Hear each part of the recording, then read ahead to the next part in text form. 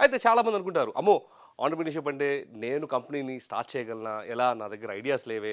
ఏం చేయాలి? పోనీ ఐడియాస్ వచ్చినా దాన్ని ముందుకు ఎట్లా తీసుకువెళ్ళాలి? కస్టమర్స్ దగ్గర ఎట్లా తీసుకువెళ్ళాలి? బిజినెస్ మోడల్స్ ఎట్లా బిల్డ్ చేయాలి?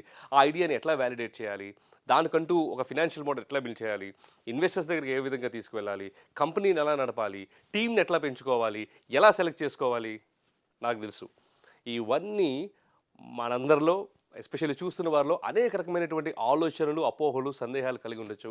కానీ ఈ Josh Talks with Rajiv YSR programme యొక్క ముఖ్య ఉద్దేశ్యం ఏంటంటే, వీటన్నిటిని కూడా చాలా చిన్న చిన్న భాగాలుగా విభజించి, ఒక్కొక్క దాన్ని అందరూ ఈజీగా అర్థమయ్యేటట్టుగా మాట్లాడుకుంటూ, ఇది ఫాలో అవుతూ మీరు యొక్క కంపెనీని మీరు బిల్డ్ చేసుకునేటటువంటి రీతిగా ఈ యొక్క ప్రోగ్రామ్‌ని మనం రన్ చేయడం జరిగింది. అయితే ఆంటర్‌ప్రెన్యూర్ అవ్వడం వల్ల బెనిఫిట్స్ ఏంటంటే, number 1 first you will be your own boss.